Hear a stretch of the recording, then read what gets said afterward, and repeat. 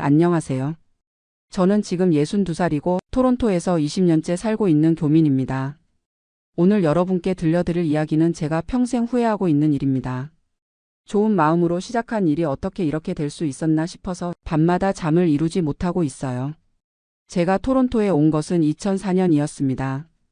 당시 42살이었고 한국에서 중소기업에 다니던 평범한 회사원이었어요. 아내와 중학생이던 아들을 데리고 새로운 삶을 시작하겠다며 캐나다 땅을 밟았을 때의 설렘을 아직도 기억합니다. 처음에는 정말 힘들었어요. 영어도 서툴고 한국에서의 경력이 이곳에서는 별로 도움이 되지 않았거든요. 그래도 가족을 위해서라며 마음을 다잡고 처음에는 한국 마트에서 일을 시작했습니다. 하루 종일 물건을 나르고 진열하는 일이었지만 새로운 나라에서 하는 첫 일이라 그런지 보람을 느꼈어요. 몇 년 후에는 작은 한식당에서 주방 보조로 일하게 되었고 그 후에는 배달 일도 했습니다. 한국에서는 사무직이었던 제가 이런 일들을 하게 되니 처음에는 자존심이 상했지만 가족들이 조금씩 캐나다 생활에 적응해가는 모습을 보면서 마음을 다잡았어요. 아들도 영어를 잘하게 되었고 아내도 한국 마트에서 계산대 일을 시작했습니다. 그렇게 10년 정도가 흘렀을까요? 2014년 어느 봄날 갤러리아 마트에서 우연히 옛날 친구를 만났습니다. 김영이라고 불렀던 사람인데 한국에서 같은 동네에 살았던 형이었어요. 김영은 저보다 5살 위였고 한국에서는 작은 건설회사를 운영했던 사람이었습니다. 저희보다 몇 년 먼저 토론토에 와서 정착한 상태였어요. 오랜만에 만난 김영은 많이 달라져 있었습니다. 옷차림새도 깔끔했고 차도 꽤 좋은 걸 타고 다니더라고요. 제가 아직도 중고차를 몰고 다니는 것과는 대조적이었습니다. 김영은 자신이 토론토에서 성공적으로 정착했다고 말했어요. 처음에는 힘들었지만 지금은 한인들을 상대로 하는 사업을 하고 있다면서 꽤 잘 되고 있다고 했습니다. 그때부터 김영과 자주 만나게 되었어요. 같은 고향 사람이라는 반가움도 있었고 캐나다 생활의 어려움을 서로 이해할 수 있는 사람이라 더욱 가까워졌습니다. 김영은 어떤 사업을 하는지 구체적으로 말하지는 않았지만 한인 커뮤니티와 관련된 일이라고 했어요. 가끔 한인 노인회나 교회에서 보는 일도 있었는데 그때마다 사람들이 김영을 반갑게 맞아주는 것을 봤습니다. 2015년 겨울쯤이었을 거예요.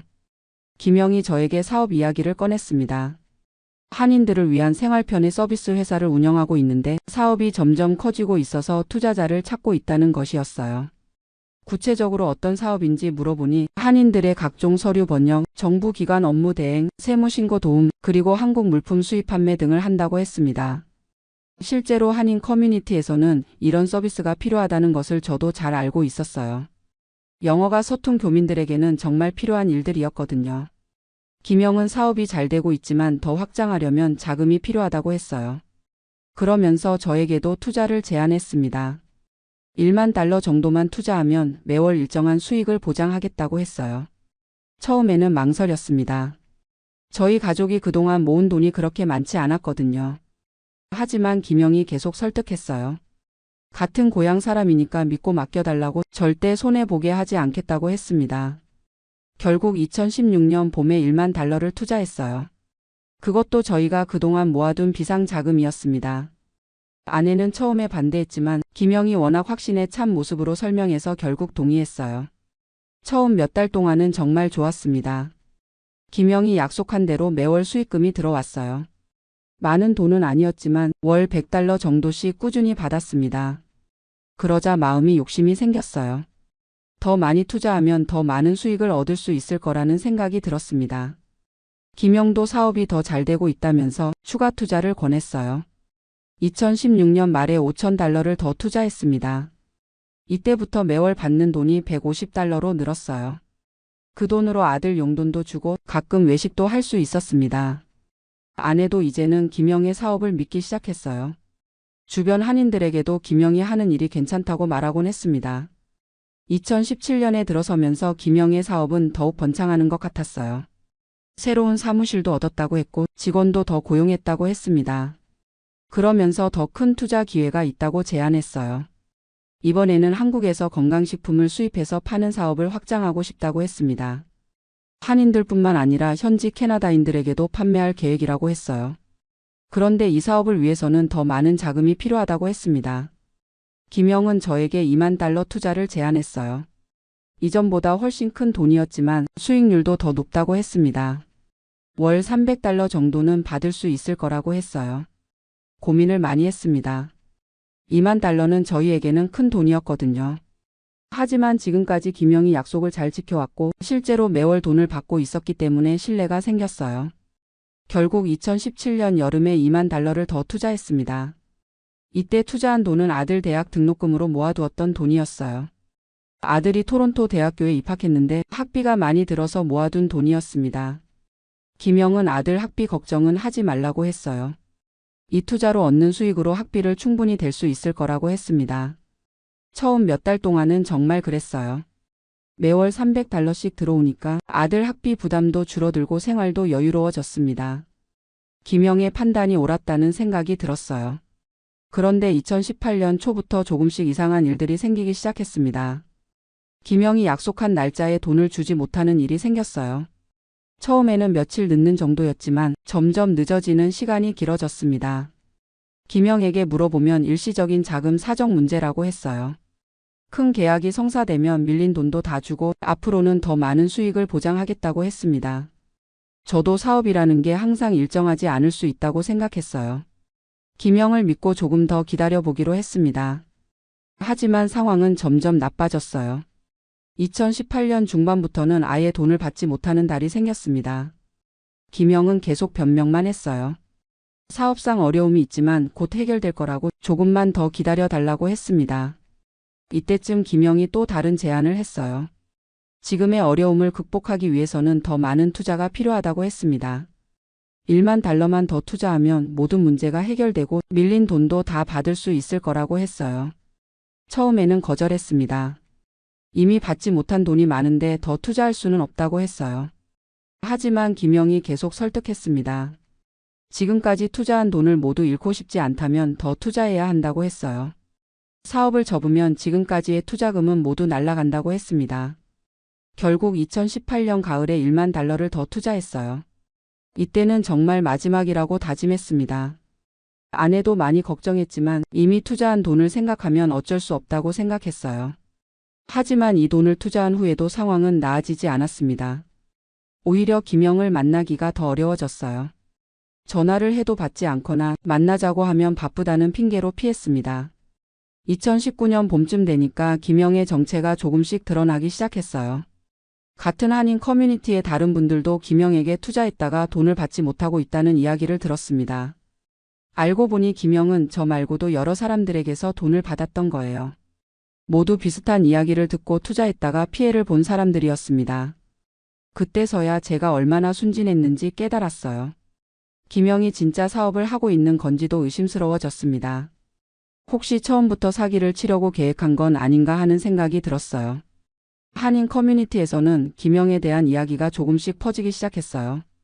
피해를 본 사람들이 모여서 대책을 논의하기도 했습니다. 하지만 명확한 증거가 없어서 법적 조치를 취하기도 어려웠어요.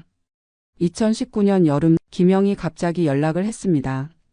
오랜만에 만나자고 해서 나갔는데 김영의 모습이 많이 초췌해져 있었어요. 김영은 사업이 정말 어렵다고 실토했습니다. 처음에는 정말 진짜 사업을 하려고 했는데 생각보다 어려워서 다른 투자자들의 돈으로 이전 투자자들에게 돈을 주는 방식이 되어버렸다고 했어요. 그러면서 저에게 마지막 부탁을 했습니다. 자신이 새로 시작하는 사업에 투자해달라는 것이었어요. 이번에는 정말 확실한 사업이라고 식당 사업을 시작할 건데 이미 좋은 자리도 구해놨다고 했습니다. 저는 화가 났어요. 이미 46,000달러나 투자했는데 한 푼도 받지 못했는데 또 다른 투자를 하라니 말이 안 된다고 했습니다. 하지만 김영은 계속 매달렸어요. 지금까지 투자한 돈을 되찾으려면 이 기회밖에 없다고 했습니다. 식당 사업은 확실하다고 한 달만 지나면 손님들이 줄을 설 거라고 했어요. 그때 제가 정말 바보 같은 결정을 했습니다. 김영의 말을 또 믿어버린 거예요. 지금까지 투자한 돈이 너무 아까워서 그 돈을 되찾기 위해서라도 마지막 기회를 잡아야겠다고 생각했습니다. 2019년 가을 저는 제 인생에서 가장 큰 실수를 저질렀어요. 은퇴를 대비해서 모아둔 돈 3만 달러를 김영의 식당 사업에 투자한 겁니다. 이 돈은 정말 소중한 돈이었어요. 20년 동안 캐나다에서 온갖 고생을 하면서 한 푼 두 푼 모은 돈이었습니다. 아내와 함께 은퇴 후에 여유로운 생활을 하기 위해 모아둔 돈이었어요. 김영은 이번에도 확신에 찬 모습이었습니다. 이미 좋은 자리에 식당을 열 준비를 다 해놨다고 했어요. 한식당인데 현지인들도 좋아할 만한 메뉴로 구성했다고 했습니다. 3만 달러를 투자하면 식당의 지분을 갖게 되고 매월 수익의 일정 부분을 받을 수 있다고 했어요. 그리고 1년 후에는 원금도 돌려받을 수 있다고 약속했습니다. 하지만 이번에도 결과는 마찬가지였어요. 김영이 말한 식당은 문을 열지도 못했습니다. 투자받은 돈으로 임대료를 내고 인테리어를 시작했다고 했는데 실제로는 그런 일이 전혀 없었던 것 같아요. 김영은 점점 연락이 어려워졌고 2020년 초부터는 아예 연락이 끊어졌습니다. 전화번호도 바뀌었고 주소도 알 수 없게 되었어요. 결국 저는 총 7만 6천 달러를 잃었습니다.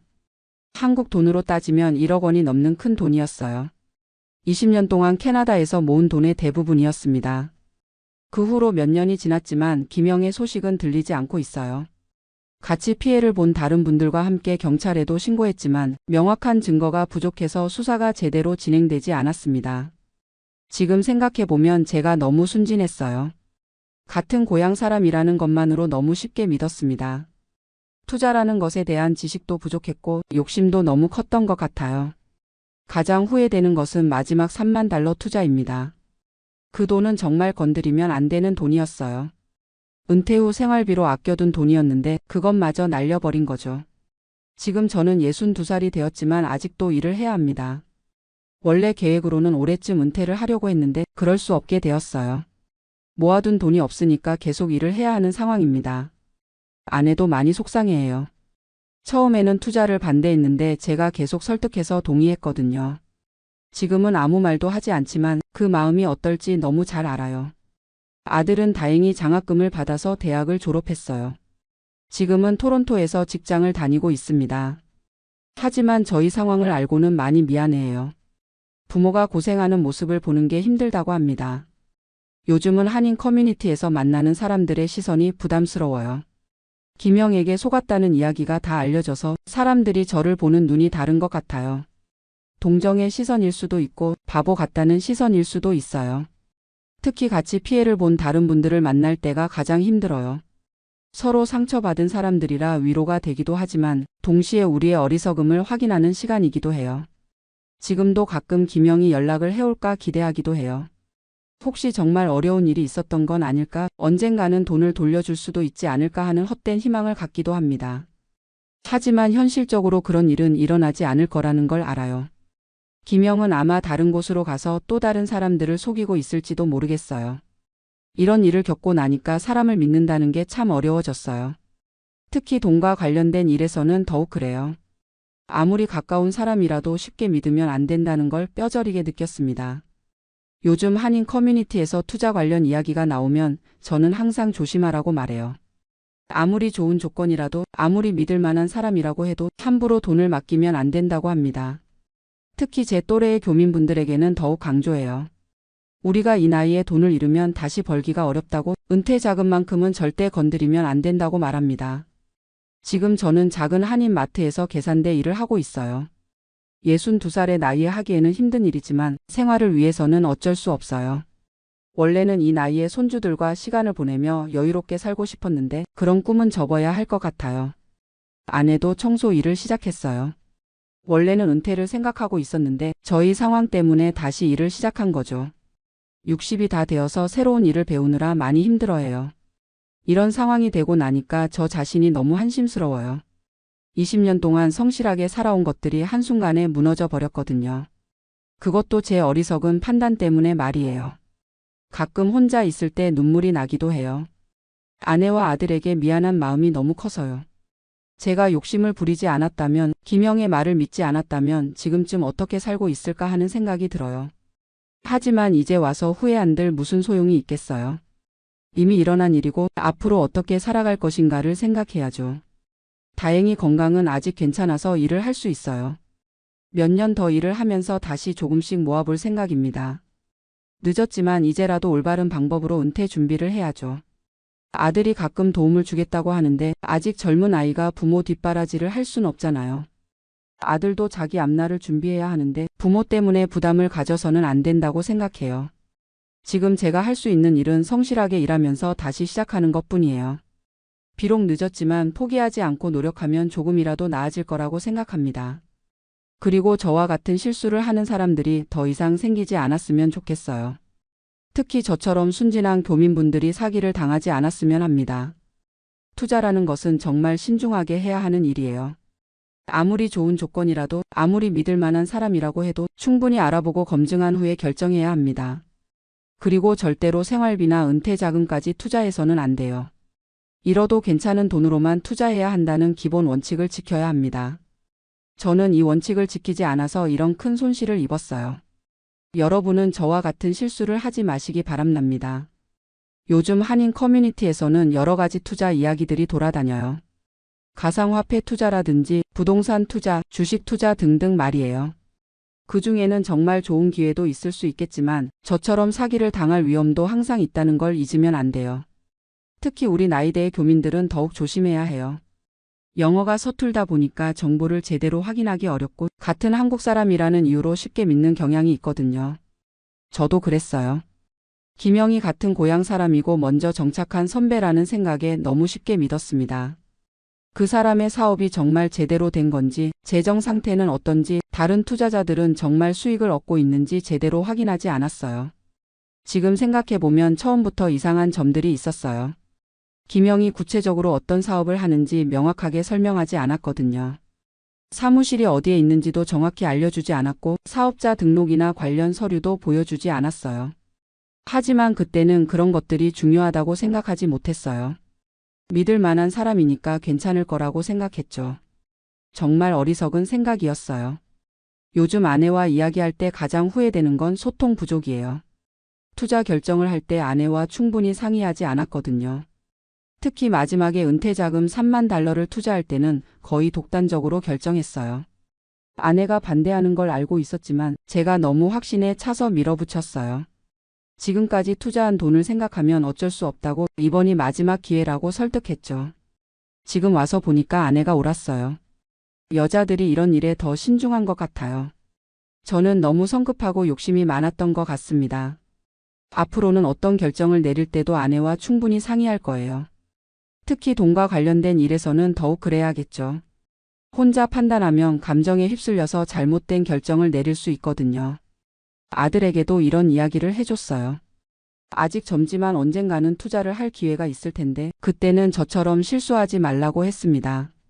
아들은 요즘 주식 투자에 관심이 많아요. 젊은 사람들 사이에서 주식 투자가 유행이라고 하더라고요. 그럴 때마다 조심하라고 말해줍니다.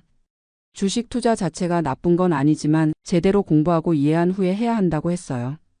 그리고 절대로 빌린 돈이나 생활비로 투자하면 안 된다고 강조했습니다. 다행히 아들은 제 말을 잘 들어요. 부모의 실수를 보고 배운 게 있나 봐요.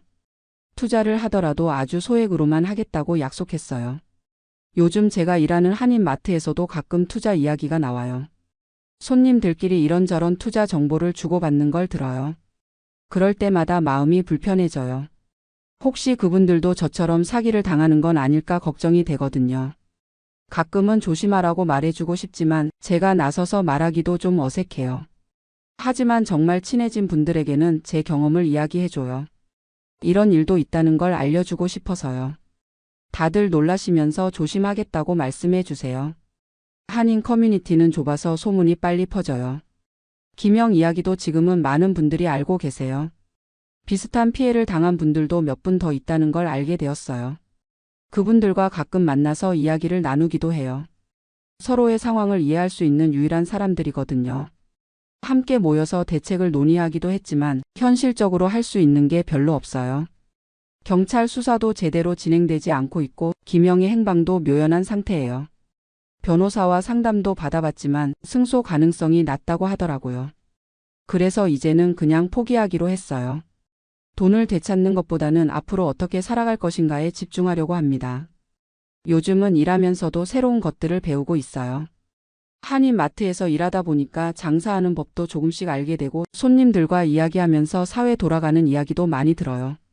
생각해보니까 20년 동안 캐나다에 살면서도 한인 사회에만 머물러 있었던 것 같아요. 영어도 일상 대화 수준에서 크게 늘지 않았고 캐나다 사회에 대한 이해도 부족했어요. 이번 일을 계기로 좀 더 넓은 세상을 보려고 노력하고 있어요. 영어 공부도 다시 시작했고 캐나다의 투자 제도나 금융 시스템에 대해서도 공부하고 있어요. 늦었지만 지금이라도 제대로 배워야겠다고 생각해요. 앞으로 비슷한 실수를 하지 않기 위해서라도 필요한 일이죠. 토론토시에서 운영하는 시니어 교육 프로그램도 참여하고 있어요. 금융 교육 과정이 있더라고요. 영어로 진행되어서 처음에는 어려웠지만 조금씩 이해할 수 있게 되었어요. 그 프로그램에서 배운 건데 투자를 할 때는 반드시 등록된 금융기관을 통해야 한다고 해요.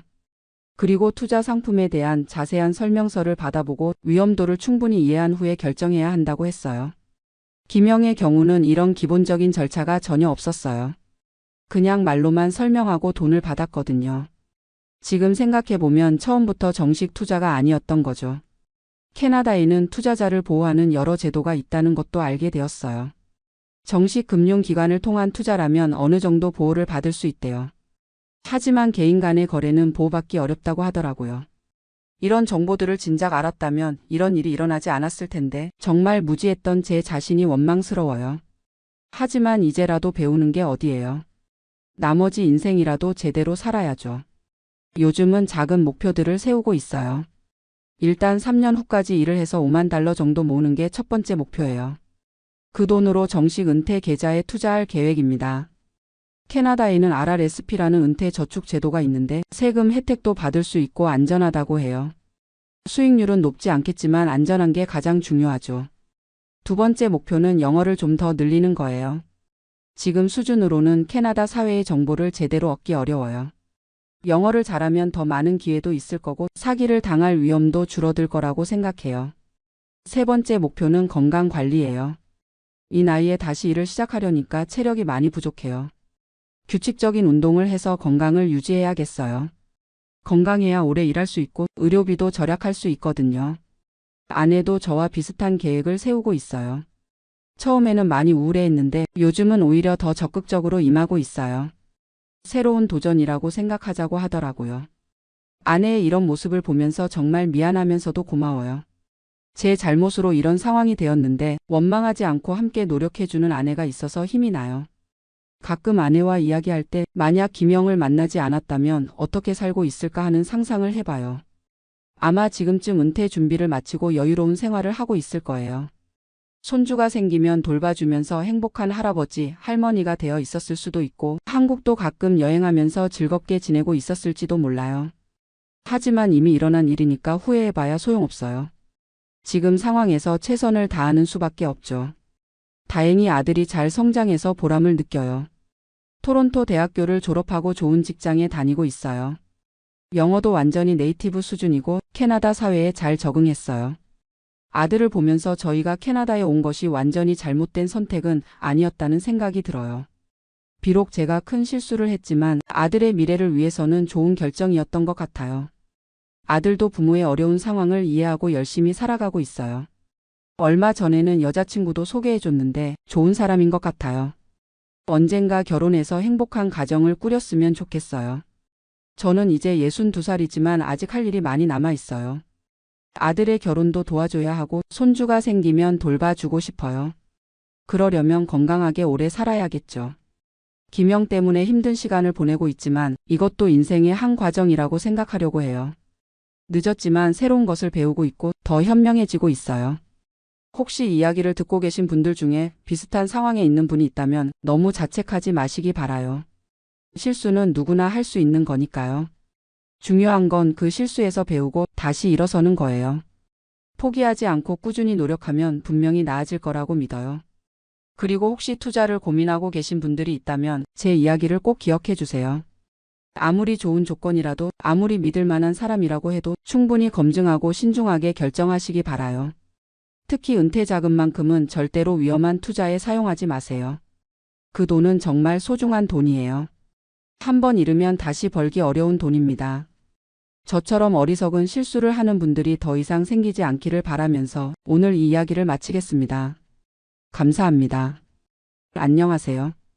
저는 올해 72세 된 정달순이라고 합니다. 캘리포니아 오렌지 카운티에서 남편 없이 혼자 살고 있어요. 오늘 이렇게 사연을 보내는 이유는 혹시 저처럼 메디케어 때문에 고민하고 계신 분들께 도움이 될까 해서입니다. 특히 처방약 비용 때문에 고생하고 계신 분들이 많다는 걸 알거든요. 저는 지금 메디케어 어드밴티지 플랜을 사용하고 있는데 정말 만족하고 있어요. 매달 복용하는 약이 8가지나 되는데 거의 다 공짜로 받고 있거든요. 어제도 약국에 갔다 왔는데 고혈압약 리시노프릴, 당뇨약 메트포르민, 콜레스테롤약 아토르바스타틴 이 3가지 주요 약물이 모두 0달러였어요. 심장약인 메토프롤롤도 마찬가지고요. 물론 모든 약이 다 공짜는 아니에요. 골다공증 예방약인 알렌드로네이트는 월 5달러를 내고 비타민 D 보충제는 월 3달러 정도 나오죠. 그래도 전체적으로 한 달에 약값이 10달러를 넘지 않아요. 이전에 오리지널 메디케어를 쓸 때와 비교하면 정말 하늘과 땅 차이입니다. 제가 메디케어 어드밴티지로 바꾸게 된 건 사실 남편 때문이었어요. 남편이 2020년에 폐암 진단을 받았거든요. 그때까지 저희는 오리지널 메디케어에 메디갭 보험을 추가해서 썼어요. 메디갭 보험료만 해도 월 200달러가 넘었고 처방약 보험인 파트 D도 따로 월 80달러씩 내고 있었죠. 남편이 아프기 전에는 그런 대로 감당할 만했어요. 저는 고등학교에서 33년 동안 수학을 가르쳤고 남편도 자동차 정비소를 운영했으니까요. 은퇴할 때까지 꾸준히 일해서 소셜 시큐리티도 받고 저는 교직원 연금도 있었거든요. 하지만 남편이 암 치료를 받으면서 상황이 달라졌어요. 항암제 비용이 만만치 않더라고요. 남편이 처방받은 항암제 중에 얼비툭스라는 약이 있었는데 이게 한 번 주사할 때마다 3,000달러가 넘었어요. 2주에 한 번씩 맞아야 했고요. 파트 D 보험이 있어도 본인 부담금이 상당했어요. 처음에는 디덕터블 400달러를 내야 했고 그 다음에는 약값의 25%를 계속 부담해야 했죠. 한 달에 약값만 500달러에서 700달러씩 나갔어요. 거기다 방사선 치료, 정기 검사, 입원비까지 더하니까 정말 부담이 컸죠. 다행히 메디갭 보험이 있어서 병원비는 그런대로 감당했지만 약값은 정말 부담스러웠어요. 그때 아들이 그러더라고요. 아들이 의사거든요. 로스앤젤레스에서 내과를 하고 있어요. 엄마 아빠 약값이 이렇게 많이 나오는데 메디케어 어드밴티지 플랜도 한번 알아봐. 요즘은 암 치료약들도 많이 커버해 준다고 하던데. 처음에는 좀 망설였어요. 오리지널 메디케어가 더 안전하다고 생각했거든요. 어디 병원이든 갈 수 있고 보험사에서 치료를 거부할 일도 없으니까요. 하지만 아들이 자꾸 권하니까 2020년 말에 한번 알아보기 시작했어요. 먼저 인터넷으로 정보를 찾아봤어요. 72세지만 컴퓨터는 어느 정도 할 줄 알거든요. 학교에서 가르칠 때 배웠어요. 메디케어.gov 사이트에 들어가서 저희 지역에서 사용할 수 있는 메디케어 어드밴티지 플랜들을 다 찾아봤죠. 오렌지 카운티에는 정말 많은 플랜이 있더라고요. 스캔 헬스 플랜, 휴마나, 에트나, 블루크로스, 카이저 퍼머넌테까지. 하나하나 비교해 보는데 정말 시간이 많이 걸렸어요. 처방약 목록도 다 확인해야 하고 병원 네트워크도 알아봐야 하고 본인 부담금도 계산해 봐야 하고요. 남편이 그때 복용하던 약들을 다 적어놓고 각 플랜에서 얼마씩 부담해야 하는지 하나하나 계산해 봤어요. 가장 중요한 건 남편의 종양내과 의사가 네트워크에 포함되어 있는지였어요. 다행히 대부분의 플랜에서 커버가 됐지만 그래도 꼼꼼히 확인했죠. 여러 플랜을 비교해 본 결과 스캔 헬스 플랜의 HMO 플랜이 가장 좋아 보였어요. 월 보험료가 0달러였고 대부분의 약물이 0달러에서 5달러 사이에 코페이만 있었거든요. 특히 남편의 항암제도 훨씬 저렴했어요. 얼비툭스가 스캔 플랜에서는 월 200달러 정도로 줄어들었어요. 이전에 500달러에서 700달러 내던 것과 비교하면 엄청난 차이였죠. 그래서 2021년 1월부터 스캔 플랜으로 바꿨어요. 오픈 인롤먼트 기간인 10월에 신청했죠. 처음에는 좀 걱정했어요. HMO라서 주치의를 지정해야 했거든요. 그리고 전문의를 보려면 주치의 추천서가 필요했고요. 하지만 막상 써보니까 생각보다 불편하지 않았어요. 주치의 선생님이 참 좋으셨고 필요하면 추천서도 금방 써주셨어요. 무엇보다 약값이 정말 많이 줄었어요. 남편도 처음에는 반신반의했는데 첫 달 약을 받고 나서는 완전히 마음이 바뀌었죠. 여보, 이거 정말 신세계네. 왜 진작 바꾸지 않았을까? 남편은 안타깝게도 2022년 봄에 세상을 떠났어요. 2년 정도 투병하면서 정말 많이 아팠지만 마지막까지 집에서 지낼 수 있었어요. 그것도 메디케어 어드밴티지 덕분이었어요. 스캔 플랜에서 홈케어 서비스도 제공했거든요. 간호사가 일주일에 3번씩 집에 와서 남편을 돌봐줬어요. 호스피스 케어도 완전히 커버됐고요. 진통제며 산소 공급기며 필요한 모든 의료 장비를 무료로 빌려줬어요. 남편이 돌아가신 후에도 저는 계속 스캔 플랜을 쓰고 있어요. 이제는 저 혼자만 쓰는 거지만 여전히 만족하고 있거든요. 제가 지금 복용하는 약들을 말씀드리면 고혈압 때문에 리시노프릴과 하이드로클로로티아지드, 당뇨 때문에 메트포르민, 콜레스테롤 때문에 아토르바스타틴, 심장 때문에 메토프롤롤, 골다공증 예방으로 알렌드로네이트, 비타민 D3, 오메가3 PCO일까지. 이렇게 8가지를 매일 복용하는데 한 달 약값이 정말 얼마 안 나와요. 리시노프릴은 0달러, 하이드로클로로티아지드도 0달러, 메트포르민도 0달러, 아토르바스타틴도 0달러, 메토프롤롤도 0달러입니다. 알렌드로네이트만 월 5달러, 비타민 D3가 월 3달러, 오메가3가 월 7달러 정도 나와요. 전체적으로 한 달에 15달러 정도만 내면 돼요. 이전에 파트 D 보험으로 월 150달러에서 200달러씩 내던 것과 비교하면 정말 놀라운 차이죠. 약값만 절약되는 게 아니에요. 스캔 플랜에서 여러 가지 혜택을 더 제공하거든요. 1년에 2번 안과 검사를 무료로 받을 수 있어요. 안경도 2년에 한 번씩 200달러까지 지원해줘요. 저는 노안이 심해서 돋보기 안경이 꼭 필요한데 이것도 무료로 받았어요.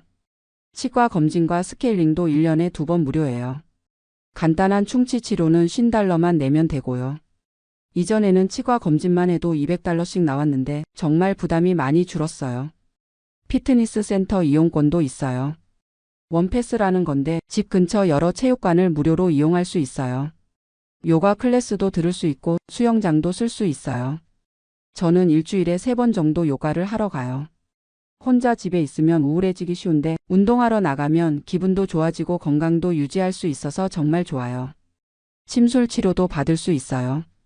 무릎이 아플 때 한 번 받아봤는데 20회까지 무료로 해줘요. 한의원에서 받으면 한 번에 100달러씩 하는데 이것도 정말 큰 도움이 됐어요. 교통비 지원도 있어요. 병원에 갈 때 우버나 리프트를 이용하면 한 달에 50달러까지 환급해줘요. 저는 운전을 하지만 날씨가 안 좋거나 컨디션이 안 좋을 때는 이용해요. 처방전 없이 살 수 있는 일반 의약품도 지원해줘요. 한 달에 50달러까지 환급받을 수 있어요. 타이레놀이나 비타민, 연고 같은 것들 살 때 정말 도움이 돼요. 보청기 혜택도 있어요. 저는 아직 필요 없지만 나이가 들면서 청력이 떨어질 수 있잖아요. 그때를 대비해서 이런 혜택이 있다는 게 안심이 돼요. 물론 메디케어 어드밴티지에도 단점이 있어요. 네트워크 제한이 가장 큰 단점이죠. 예를 들어서 제가 갑자기 뉴욕에 가서 응급실에 가게 되면 추가 비용을 내야 할 수도 있어요. 오리지널 메디케어였다면 전국 어디서나 같은 혜택을 받을 수 있는데 어드밴티지 플랜은 주로 지역 내에서만 최적화되어 있거든요. 그리고 매년 혜택이 바뀔 수 있어요.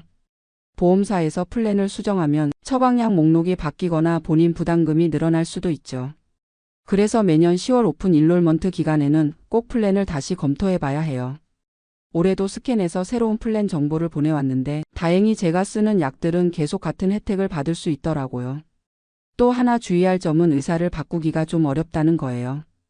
HMO 플랜이라서 네트워크 안에 의사들만 갈 수 있거든요.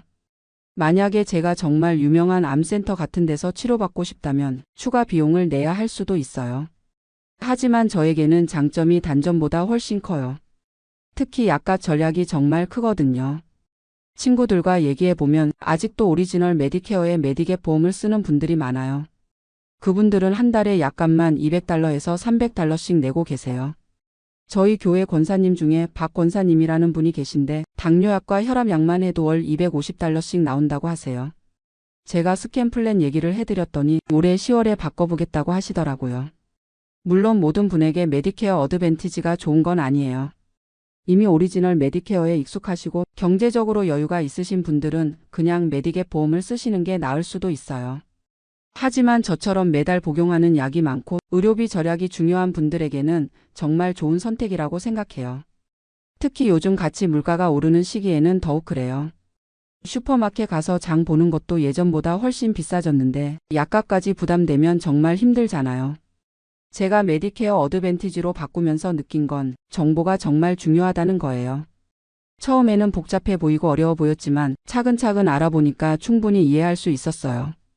메디케어.gov 사이트에서 플랜 파인더를 이용하면 자신이 복용하는 약들을 입력해서 각 플랜별로 비용을 비교해 볼 수 있어요.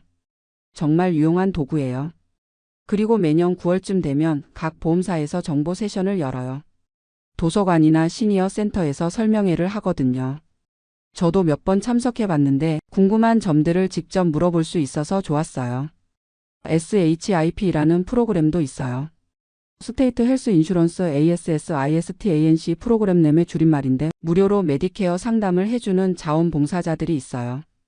이분들이 정말 전문적이고 친절하게 도와주세요. 저도 처음에 플랜을 고를 때 SHIP 상담을 받았어요. 상담사분이 제 상황을 듣고 여러 플랜을 비교해서 설명해 주셨거든요. 혹시 이 얘기를 듣고 계신 분 중에 메디케어 어드밴티지를 고려하고 계신 분이 있다면 몇 가지 조언을 드리고 싶어요. 첫째, 현재 복용하고 있는 모든 약의 이름을 정확히 적어두세요. 제네릭 이름이 아니라 브랜드 이름도 함께요. 그리고 각 플랜의 처방약 목록에서 확인해 보세요. 둘째, 현재 다니고 계신 의사들이 어느 플랜 네트워크에 속해 있는지 확인하세요. 특히 전문의 선생님들이 중요해요. 주치의는 바꿀 수 있지만 전문의는 바꾸기 어려운 경우가 많거든요. 셋째, 본인 부담 상한액을 꼭 확인해 보세요. 만약에 큰 병에 걸렸을 때 최대 얼마까지 내야 하는지 알아두는 게 중요해요. 대부분의 어드밴티지 플랜은 연간 $6,000에서 $8,000 정도로 상한액이 설정되어 있어요. 넷째, 추가 혜택들도 꼼꼼히 살펴보세요. 치과, 안과, 피트니스, 교통비 지원 같은 것들이 자신에게 필요한지 생각해 보세요. 다섯째, 매년 10월에 플랜을 재검토하는 습관을 기르세요. 보험사에서 보내주는 ANNUAL 노터스 오브 챙그레미를 꼭 읽어보시고 혜택이 바뀌었는지 확인하세요. 그리고 한 가지 더 말씀드리고 싶은 건 나이가 들어도 새로운 것을 배우고 적응할 수 있다는 거예요. 저도 처음에는 온라인으로 플랜을 비교하는 게 어려웠어요. 하지만 조금씩 익숙해지니까 할 수 있더라고요.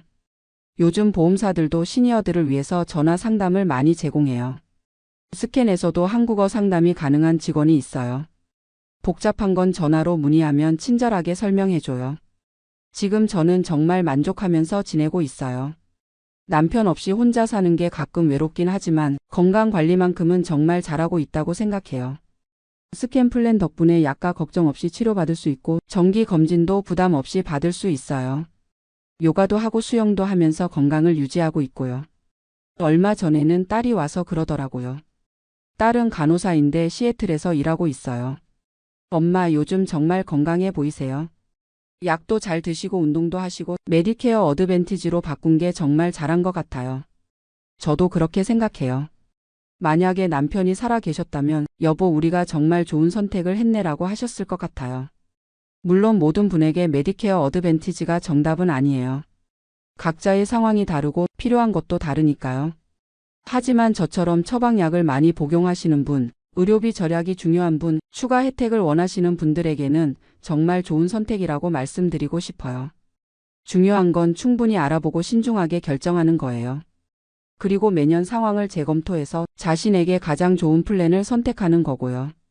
혹시 이 얘기를 듣고 메디케어 어드밴티지에 관심을 갖게 되신 분이 있다면 10월 15일부터 12월 7일까지가 오픈 인롤먼트 기간이니까 그때 꼭 알아보세요.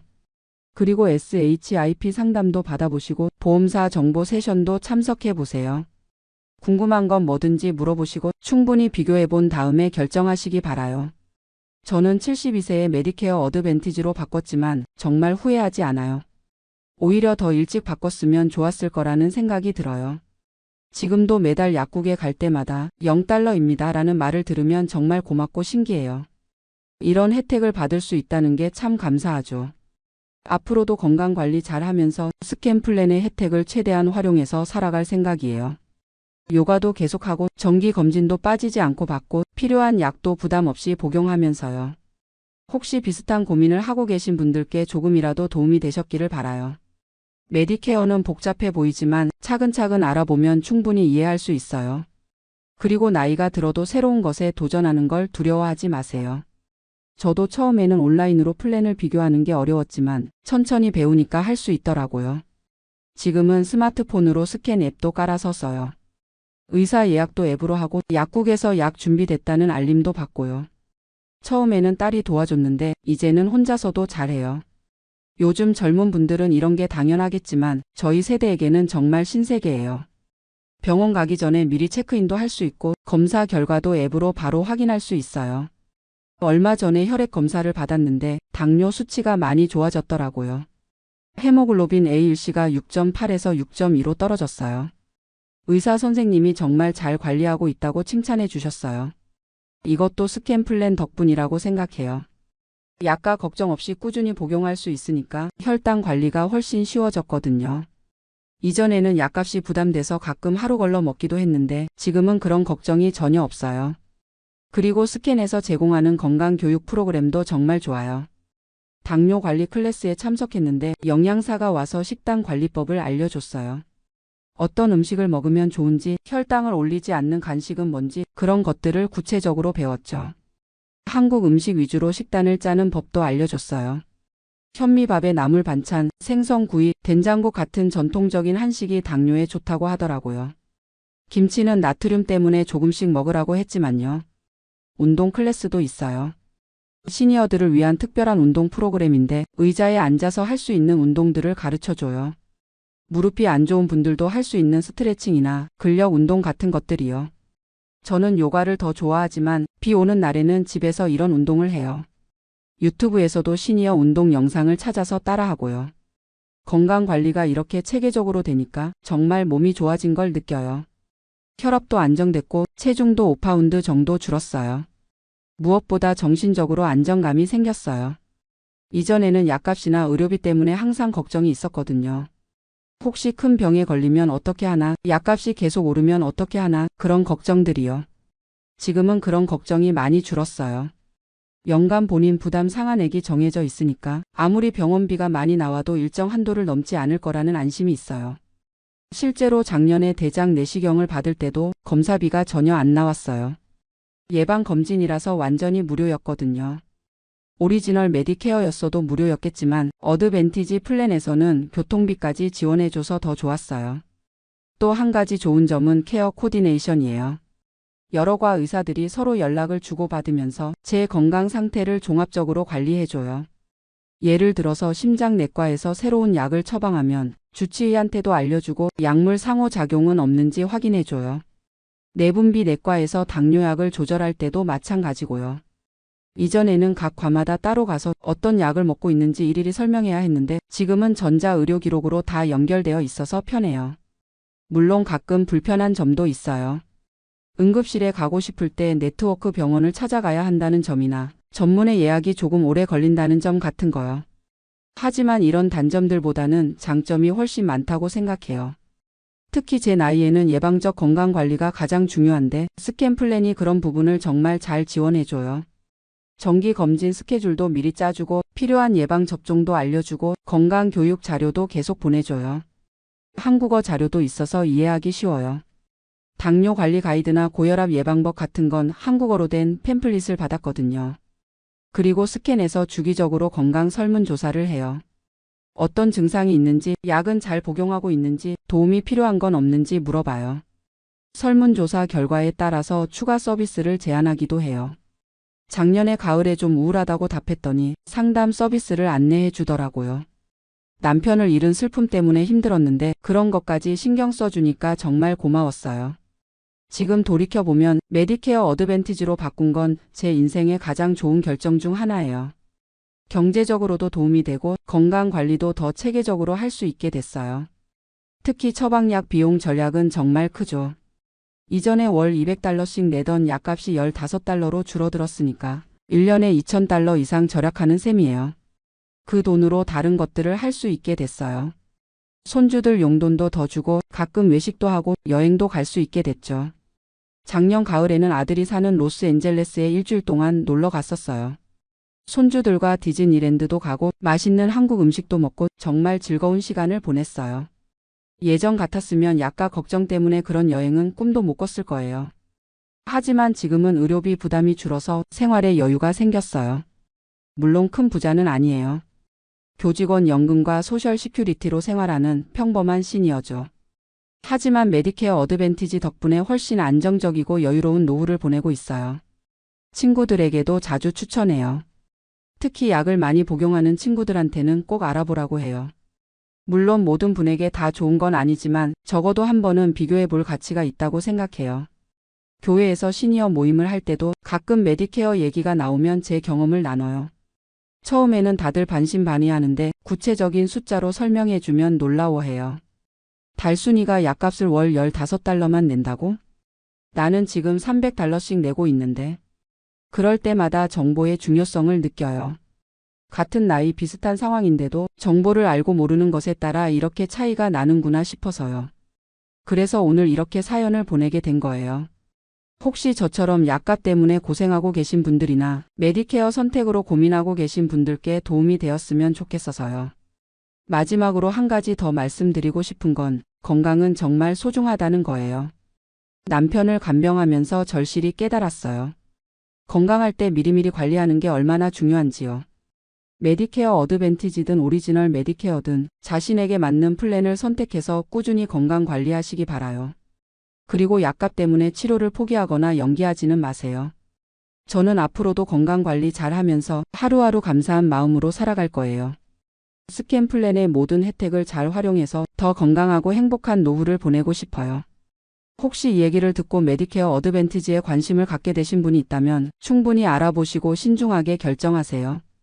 그리고 선택하신 후에는 적극적으로 활용하시기 바라요. 저처럼 72세에도 새로운 도전을 하는 것을 두려워하지 마시고 더 나은 건강 관리를 위해서라면 언제든 변화할 용기를 가지세요. 감사합니다. 안녕하세요. 저는 올해 54세인 김모라고 합니다. 지금 이 순간도 제 마음은 무너져 내리는 것 같습니다. 노후를 위해 준비했던 돈이 거의 다 날아갔거든요. 미국 부동산에 투자했다가 쓴맛을 본 이야기를 들려드리려고 합니다.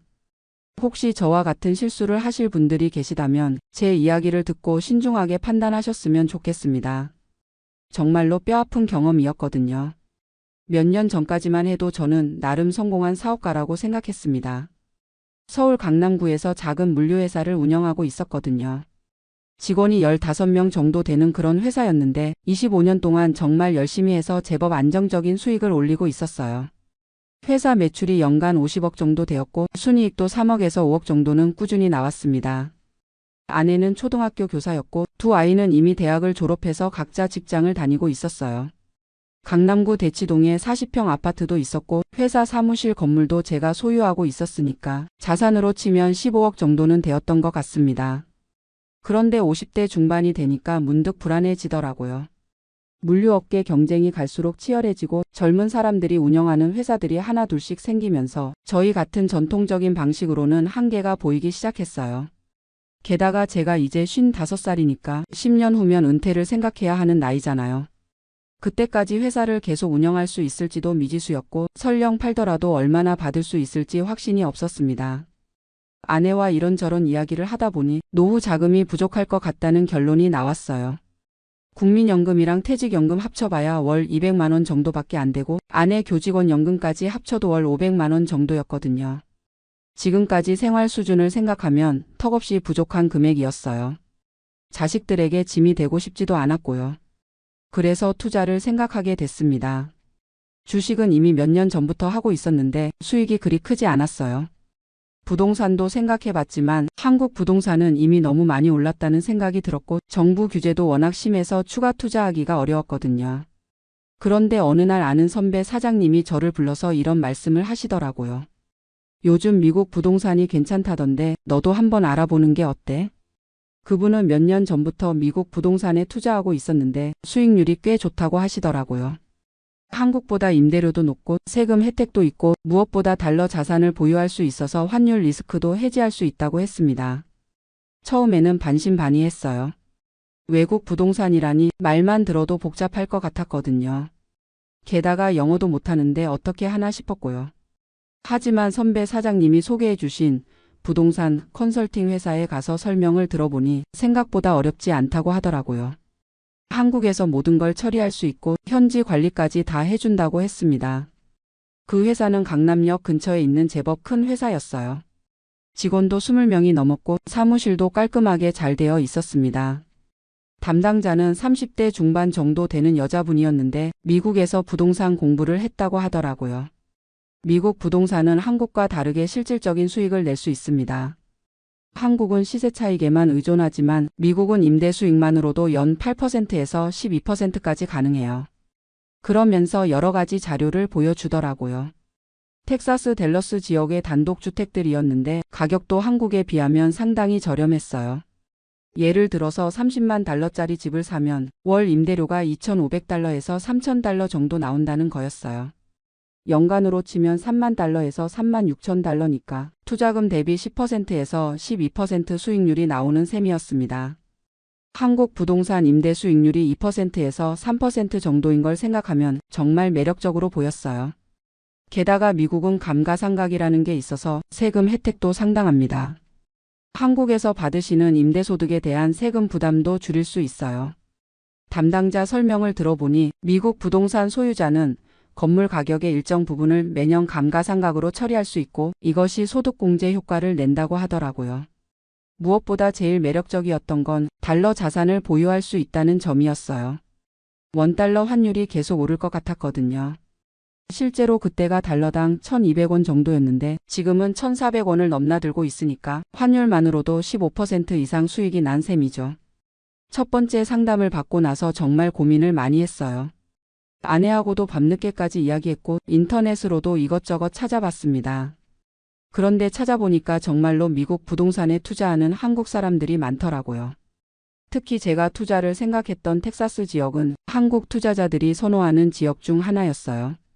텍사스는 소득세가 없고 부동산세도 다른 지역에 비해 합리적이고 무엇보다 인구가 계속 증가하고 있어서 임대 수요가 안정적이라고 했습니다.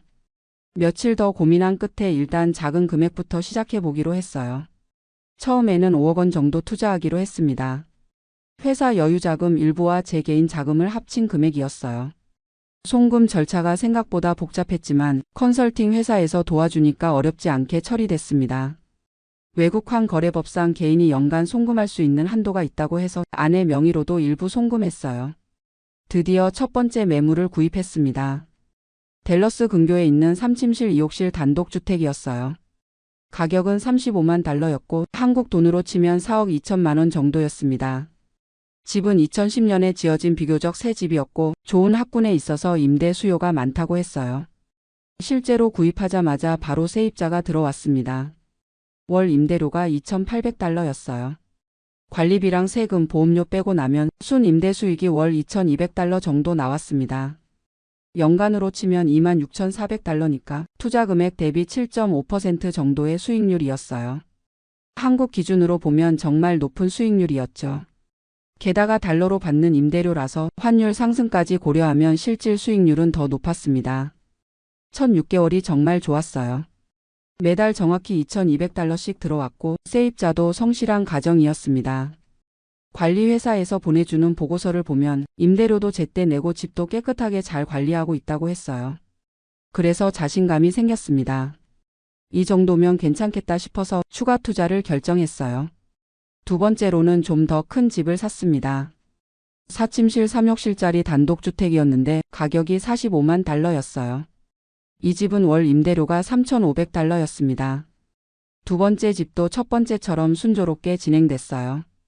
바로 세입자가 들어왔고 임대료도 꼬박꼬박 들어왔습니다. 이때까지만 해도 저는 정말 잘한 선택이라고 생각했어요. 두 집에서 나오는 월 임대 수익이 5,000달러가 넘었거든요. 한국 돈으로 치면 월 600만 원이 넘었어요. 주변 사람들에게도 자신 있게 추천했습니다. 미국 부동산 정말 괜찮다. 한국보다 수익률도 훨씬 높고 달러 자산도 보유할 수 있어서 일석이조야. 그런데 욕심이 났어요. 이 정도 수익률이면 더 크게 투자해 볼 만하다고 생각했거든요. 게다가 컨설팅 회사에서도 계속 좋은 매물들을 소개해 주더라고요. 세 번째로는 듀플렉스라는 걸 샀습니다.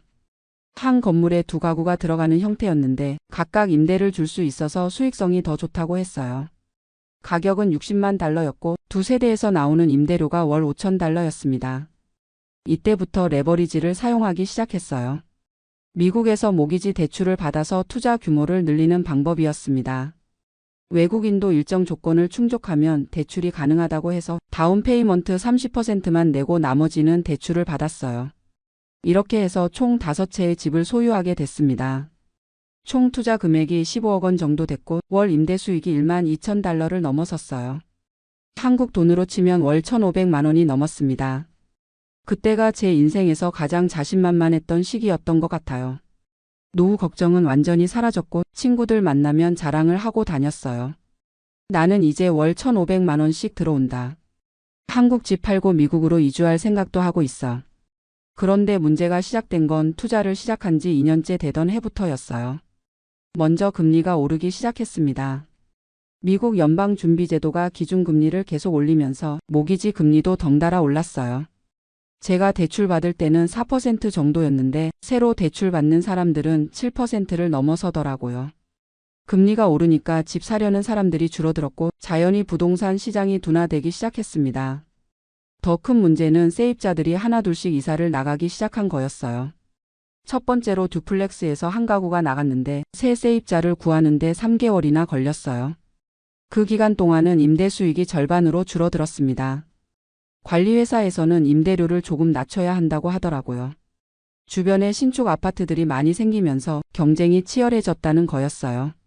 원래 2,500달러 받던 집을 2,200달러로 내려야 했고 3,500달러 받던 집도 3,000달러로 내려야 했습니다. 임대료가 전체적으로 10%에서 15% 정도 떨어진 셈이었어요. 그런데 더 큰 충격은 그 다음에 기다리고 있었습니다. 어느 날 관리회사에서 연락이 왔는데 제가 소유한 집 중 한 채에서 세입자가 임대료를 3개월째 밀리고 있다는 거였어요. 게다가 연락도 안 되고 집에도 없는 것 같다고 하더라고요. 미국은 세입자 보호법이 강해서 임대료를 밀려도 쉽게 내보낼 수 없다고 했어요. 법적 절차를 밟아야 하는데 그 과정에 몇 개월이 걸리고 비용도 많이 든다고 하더라고요. 결국 6개월 동안 임대료를 한 푼도 못 받았고 법적 절차 비용으로 5,000달러를 써야 했어요. 세입자를 내보내고 나니 집 상태가 엉망이었습니다. 카펫은 다 갈아야 했고 벽지도 새로 해야 했고 부엌시설도 일부 교체해야 했어요. 수리비로 15,000달러가 나갔습니다. 한국 돈으로 치면 2천만 원이 넘었어요. 그 집을 다시 임대를 주는데 또 3개월이 걸렸고 임대료는 원래보다 500달러 낮춰야 했습니다. 이런 일이 계속 반복되니까 정말 스트레스를 받았어요. 한국에서는 이런 일이 별로 없었거든요. 세입자가 임대료를 밀리면 바로 내보낼 수 있고 집 상태도 크게 나빠지지 않았어요. 그런데 미국은 달랐습니다. 세입자 권리가 강해서 함부로 내보낼 수 없고 내보내려면 변호사를 써야 하고 돈도 많이 들어요. 게다가 일부 세입자들은 집을 아예 망가뜨리고 나가기도 했어요. 월 임대 수익이 12,000달러에서 8,000달러로 줄어들었습니다. 그런데 모기지 상환금은 그대로니까 실제 순수익은 더 많이 줄어들었어요. 게다가 부동산 가격도 떨어지기 시작했습니다. 제가 35만 달러에 산 집이 30만 달러로 평가됐고 45만 달러에 산 집은 38만 달러로 평가됐어요. 전체적으로 투자 원금의 15%에서 20% 정도 손실이 난 상황이었습니다. 이때부터 정말 후회하기 시작했어요. 왜 이런 투자를 했을까? 차라리 한국에서 안전하게 예금이나 했으면 좋았을 텐데. 하지만 이미 엎질러진 물이었어요. 게다가 당장 팔기도 어려운 상황이었습니다. 부동산 시장이 침체되면서 매물은 많은데 사려는 사람은 없었거든요. 컨설팅 회사에 연락해서 매도 상담을 받아봤는데 지금 팔면 투자 원금의 30%에서 40%는 손해를 볼 각오를 해야 한다고 하더라고요. 그래서 일단 버티기로 했습니다. 부동산은 장기 투자라고 하니까 몇 년 더 기다리면 가격이 회복될 거라고 생각했어요. 하지만 상황은 더 나빠졌습니다. 코로나가 터지면서 미국 경제가 더 어려워졌고 실업률이 올라가면서 임대료를 못 내는 세입자들이 늘어났어요. 정부에서 임대료 지급 유예 정책을 시행하면서 세입자들이 임대료를 안 내도 내보낼 수 없는 상황이 됐습니다. 한때는 5채 중 3채에서 임대료가 들어오지 않았어요. 그런데 모기지 상환은 계속해야 하니까 제가 한국에서 돈을 보태야 했습니다. 매달 300만 원에서 500만 원씩 적자가 났어요. 1년 넘게 이런 상황이 지속되니까 회사 자금도 부족해지기 시작했습니다. 아내도 처음에는 괜찮다고 했는데 나중에는 걱정이 이만저만이 아니었어요. 당신 때문에 우리 노후가 다 망가진 것 같아. 왜 그런 위험한 투자를 했어? 집안 분위기도 나빠졌고 제 스트레스도 극에 달했습니다. 결국 작년에 두 채를 손해를 보고 팔았어요. 35만 달러에 산 집을 25만 달러에 팔았고 45만 달러에 산 집은 32만 달러에 팔았습니다. 거래 비용까지 포함하면 투자 원금의 40% 이상 손해를 본 셈이었어요. 지금은 세 채만 보유하고 있는데 월 임대 수익이 4,000달러 정도밖에 안 나와요. 모기지 상환금이 2,800달러니까 순수익은 1,200달러 정도밖에 안 됩니다. 한국 돈으로 치면 월 150만 원 정도인데 이것도 임대료가 밀리거나 수리비가 나가면 없어져요. 전체적으로 계산해 보니까 지금까지 8억 원 정도 손해를 봤어요. 처음에 투자한 15억 원 중에서 7억 원 정도밖에 남지 않았습니다. 노후 자금으로 준비했던 돈이 절반도 남지 않은 거예요. 정말 막막합니다. 지금 와서 생각해 보니까 제가 너무 성급했던 것 같아요. 미국 부동산 시장을 제대로 공부하지도 않고 컨설팅 회사 말만 믿고 투자했던 게 잘못이었어요. 특히 레버리지를 사용한 게 가장 큰 실수였습니다.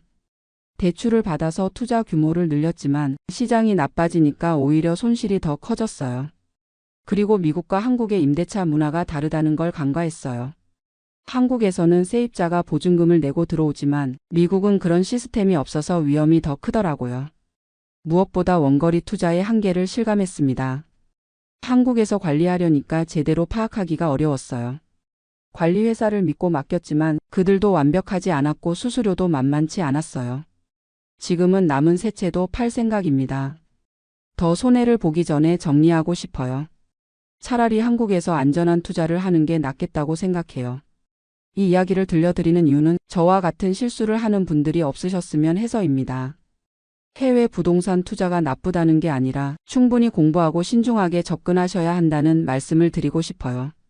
특히 제가 저지른 실수들을 정리해드리면 첫째는 과도한 레버리지 사용, 둘째는 원거리 투자의 리스크 감과, 셋째는 현지 법률과 문화에 대한 이해 부족, 넷째는 시장 변화에 대한 대비 부족이었습니다. 노후 준비를 위한 투자라면 안전성이 가장 중요한데 수익률에만 눈이 멀어서 위험을 간과했던 게 가장 큰 잘못이었어요.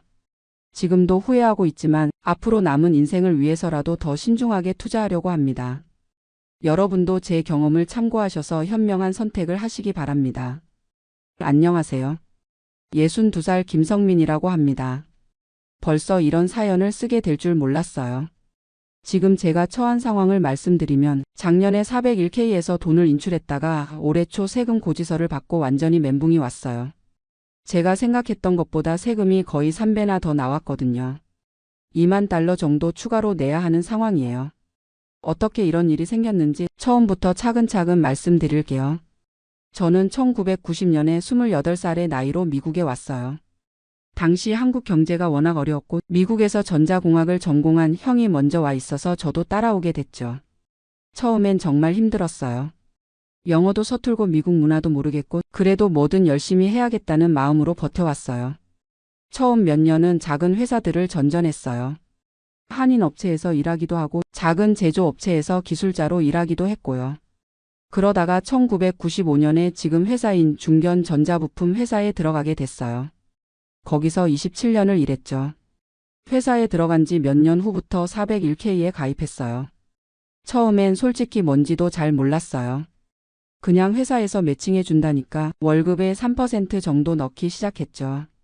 나중에 조금씩 올려서 6%까지 넣었고요. 처음 10년 정도는 정말 모르고 살았어요. 401K 계좌에 돈이 얼마나 들어있는지도 잘 안 받고 연말에 받는 서류들도 대충 보고 넘어갔어요. 그냥 나중에 은퇴하면 쓸 돈이겠거니 하고만 생각했죠. 2000년대 들어서면서 주식시장이 좋았잖아요. 그때부터 401K 잔액이 눈에 띄게 늘기 시작했어요. 2005년 즈음에는 15만 달러 정도 됐고 2010년에는 30만 달러를 넘어섰어요. 그때부터 좀 관심을 갖기 시작했죠. 2015년쯤부터는 은퇴를 본격적으로 생각하기 시작했어요. 나이도 50이 넘었고 401K 잔액도 50만 달러를 넘어섰거든요. 아내하고 상의해서 좀 더 적극적으로 저축하기로 했죠. 매칭을 최대한 받을 수 있도록 월급의 15%까지 올렸어요. 그런데 2020년 코로나 때 정말 힘들었어요. 회사에서 일시해고를 당했거든요. 3개월 동안 실업수당 받으면서 지냈는데 그때 401K에서 돈을 빼야 할까 고민을 많이 했어요. 다행히 3개월 만에 복직이 됐지만 그때 처음으로 401K를 조기 인출할 때 어떤 일이 생기는지 알아봤어요. 10% 페널티에 소득세까지 내야 한다는 걸 그때 알았어요. 정말 비싸구나 싶었죠. 그래서 절대 일찍 빼면 안 되겠다고 생각했어요. 2021년에 회사 상황이 좀 나아지면서 저도 안정을 찾았고 2022년 초에는 401K 잔액이 거의 85만 달러까지 올라갔어요. 그때 정말 뿌듯했어요. 100만 달러까지 모으면 은퇴해도 되겠다는 생각을 했죠.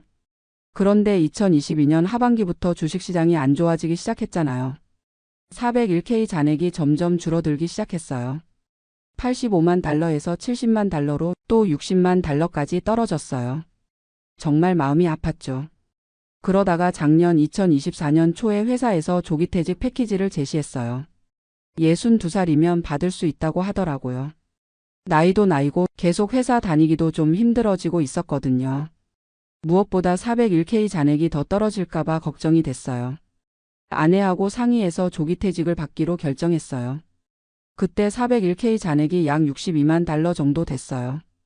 회사에서 주는 세버런스 패키지도 있었고 소셜 시큐리티도 곧 받을 수 있으니까 괜찮겠다고 생각했죠. 문제는 여기서 시작됐어요. 은퇴하고 나서 당장 생활비가 필요했거든요. 소셜 시큐리티는 아직 못 받고 회사에서 준 돈도 몇 달 쓰니까 바닥이 보이더라고요. 그래서 401K에서 돈을 빼기로 했어요. 인터넷으로 찾아보니까 59살 반이 넘으면 10% 페널티는 안 낸다고 하더라고요. 저는 62살이니까 페널티는 면제고 소득세만 내면 되겠구나 생각했어요. 처음에는 조심스럽게 1만 달러만 뺐어요. 2024년 3월이었어요. 그때 세금을 20% 미리 떼고 8천 달러를 받았어요. 아, 이 정도면 괜찮겠다 싶었죠. 그런데 몇 달 지나니까 또 돈이 필요하더라고요. 아내 의료비도 나가고 집 수리할 것도 있고 생활비도 만만치 않고요. 그래서 6월에 2만 달러를 더 뺐어요. 이번에도 20% 세금을 미리 떼고 1만 6천 달러를 받았죠. 그리고 9월에 또 1만 5천 달러를 뺐어요. 역시 20% 떼고 1만 2천 달러를 받았고요.